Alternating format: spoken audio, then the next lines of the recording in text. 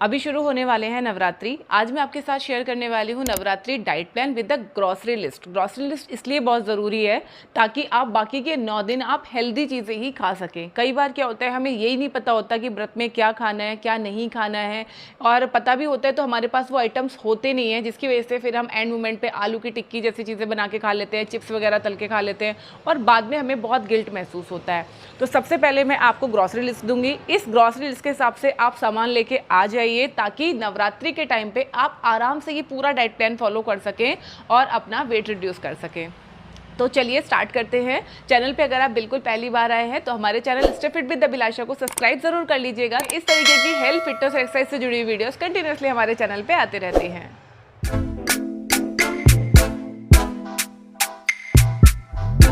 सबसे पहले आप मुझे कमेंट करके बताइए कि आप में से कितने लोग नवरात्रि के पूरे 9 दिन के फास्ट करने वाले हैं और कितने लोग ऐसे हैं जो सिर्फ आगे पीछे यानी कि सिर्फ 2 व्रत करने वाले हैं।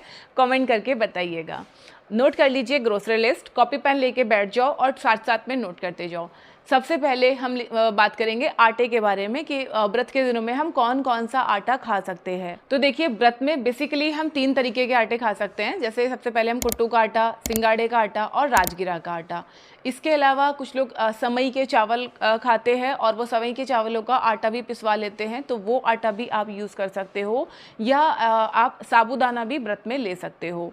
तो ये चीज़ें आपके पास होनी चाहिए जब आप व्रत कर रहे हो। ज़रूरी नहीं कि आप ये तीनों के तीनों आटे ला के रखो, आपको जो भी इनमें से ईजिली मिल जाए या जिसका भी टेस्ट आपको पसंद हो, जो भी आप खाना पसंद करो, वो आटा आप ला के रख लीजिए। दूसरी चीज़ इसमें आती है ड्राई फ्रूट्स। ड्राई फ्रूट्स में मखाने, बादाम, काजू, अखरोट, किशमिश, खजूर, ये सारे ड्राई फ्रूट्स और नट्स आप ला के रख लीजिए। ये आपको इंस्टेंट एनर्जी भी देते हैं और जब कहीं पे भी अगर आपको छोटी छोटी सी भूख लग रही है तो वहाँ पे आप इन नट्स को खा सकते हैं। ये आपके एनर्जी लेवल को भी बरकरार रखते हैं। अगली चीज़ आती है फ्रूट्स। ये डेफिनेटली आप एक साथ तो नहीं लेके आ सकते, लेकिन हाँ, आपको जब भी टाइम मिले फ्रूट्स आप अपने घर में ज़रूर रखिए। जो भी सीज़न के हिसाब से फ्रूट्स चल रहे हैं, जैसे अभी अमरूद चल रहा है, सेब है, केला है, पपीता है, नाशपाती है, या जो भी फ्रूट आपके यहाँ पे जहाँ पे भी आप रहते हो वहाँ पे जो भी फ्रूट्स अभी आपको मार्केट में ईजिली अवेलेबल है, वो फ्रूट्स आप ज़रूर रखिएगा। नेक्स्ट आती हैं सब्जियाँ। सब्जियों में आलू, शकरकंद, कच्चा केला, कच्चा पपीता, कद्दू, लौकी, खीरा, हरा धनिया, हरी मिर्च, अदरक, ये सारी वो चीज़ें हैं जो आप अपने व्रत के टाइम में खा सकते हैं। इसके अलावा ग्रॉसरी लिस्ट में नेक्स्ट चीज़ आती है आपके डेयरी प्रोडक्ट्स। डेयरी प्रोडक्ट्स में आपका दूध, दही, पनीर और घी, ये चीज़ें आप ले सकते हो। कोशिश करो कि ये चीज़ें आपके घर की ही हो, यानी कि जैसे पनीर वगैरह है वो आप घर पे ही बनाओ, क्योंकि मार्केट का जो पनीर आता है कई बार उसमें बहुत सारा केमिकल या कुछ भी उसमें होने की संभावना हो सकती है। घर पे अगर आप बनाओगे तो आपको पता है कि आपने सिर्फ दूध और नींबू का ही इस्तेमाल किया है, तो आराम से आप घर में पनीर तैयार करके अपने व्रत के टाइम में ले सकते हो। ठीक है। इसके अलावा मिठास के लिए आप अपने डाइट प्लान में आप शहद का यूज़ कर सकते हो या फिर आप गुड़ का इस्तेमाल कर सकते हो। चीनी का इस्तेमाल करना आप थोड़ा सा अवॉइड कीजिए अपने व्रत के टाइम में। अगर आप चाय भी ले रहे हैं तो उसमें भी आप गुड़ का इस्तेमाल कीजिए या तो फिर आप शहद का इस्तेमाल कीजिए।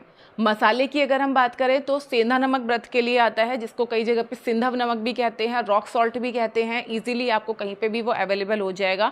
इसके अलावा आप काली मिर्च का इस्तेमाल कर सकते हैं, जीरा आपके पास होना चाहिए, और मिर्च पाउडर जो कि घर में कुटा हुआ हो वो आप इस्तेमाल कर सकते हैं। सूखी मिर्चें आप लेके आइए और अपने ग्राइंडर में आप उसको अच्छे से ग्राइंड कर लीजिए। तो ये सारी चीज़ें आपके पास होनी चाहिए। इसके अलावा आप नारियल का, सूखा नारियल या गीला नारियल, नारियल का पानी, इसका इस्तेमाल भी आप अपने व्रत के टाइम में कर सकते हो। तो ये तो बात हो गई कि क्या क्या आपकी लिस्ट में होना चाहिए। अब हम डे वाइज देख लेते हैं कि किस दिन आपको क्या खाना है। तो फटाफट से पूरा प्लान आप नोट करते जाइए। I am sure grocery list आपने तैयार कर ली होगी अभी। डे 1 में आप अपने ब्रेकफास्ट में लेंगे 1 कटोरी रोस्टेड मखाने, जिनको आपको बिना घी के रोस्ट करना है। साथ में आप 1 कप या तो दूध ले लीजिए, और अगर आपको चाय की बहुत ज़्यादा आदत है तो आप 1 कप यहाँ पे चाय ले सकते हैं, जिसमें आपको चीनी की जगह गुड़ का इस्तेमाल करना है। लंच में आपको लेना है कूटू का चीला, और साथ में 1 कप उबले आलू की आपको चाट जैसी बना लेनी है और वो आपको खानी है। शाम के टाइम में आपको मिक्स फ्रूट चाट लेनी है, जिसमें आप केला ले सकते हो, पपीता ले सकते हो, अंगूर आप ले सकते हो। जो भी आपका पास फल अवेलेबल है वो आपको शाम के टाइम में खाना है। इसके अलावा व्रत में आप कम से कम 3 लीटर पानी पूरे दिन में आप ज़रूर पीजिए। ग्रीन टी भी आप अपने व्रत के टाइम में ले सकते हो। इसके अलावा मैंने अपने चैनल से हर्बल ड्रिंक की रेसिपी भी शेयर की हुई है। हर्बल ड्रिंक्स भी आप अपने व्रत के टाइम पे ले सकते हो। अब आ जाते हैं डे 2 पे। डे 2 में आपको दिन शुरू करना है 2 एप्पल्स के साथ में। नाश्ते में 2 एप्पल्स आप लेंगे। इसके बाद लंच में आप 2 राजगिरा का पराठा लेंगे, साथ में आप 1 कटोरी लौकी का रायता लेंगे। शाम के टाइम आप 1 गिलास दूध और 1 मुट्ठी आपको मूंगफली और 5 आपको बादाम लेने हैं। ये हो गया आपका दूसरे दिन का प्लान। अब आ जाते हैं डे 3 पे।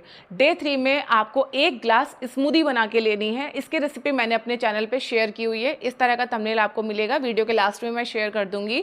तो ये स्मूदी आपको अपने ब्रेकफास्ट में लेनी है। और लंच में आपको लेना है 1 कटोरी साबूदाने की खिचड़ी, साथ में 1 कप लो फैट दही। डिनर में आपको लेना है 1 कटोरी उबले हुए शकरकंद की चाट बना के। सिंपली आपको शकरकंद को बॉईल कर लेना है। इसमें आपको कुछ भी चीनी या गुड़ साथ में नहीं डालना है। हल्का सा शकरकंद को बॉईल कीजिए, छोटे छोटे पीसेस में आप कट करेंगे और इस पर हल्का सा काली मिर्च छिड़क लीजिए, थोड़ा सा आप इस पर नमक छिड़क सकते हैं और आप चाहें तो इस पर आधा नींबू का रस आप छिड़क लीजिए और बस ये आपकी शकरकंद की चाट बनके बिल्कुल तैयार हो जाएगी। तो ये आपको शाम के टाइम में लेनी है और 3 लीटर पानी डेली पीना आप बिल्कुल भी मत भूलिएगा। अब आ जाते हैं डे 4 पे।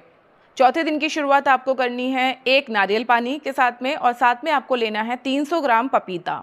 लंच में आपको लेना है 2 कुट्टू की रोटी और साथ में 1 कटोरी कद्दू की सब्जी।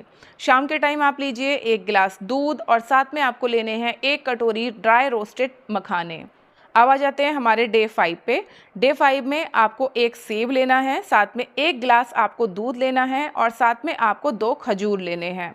अब आ जाते हैं हमारे लंच पे। लंच में आपको 2 राजगिरा के चीले बनाने हैं और इसको आपको लेना है 1 कटोरी जीरा आलू के साथ में।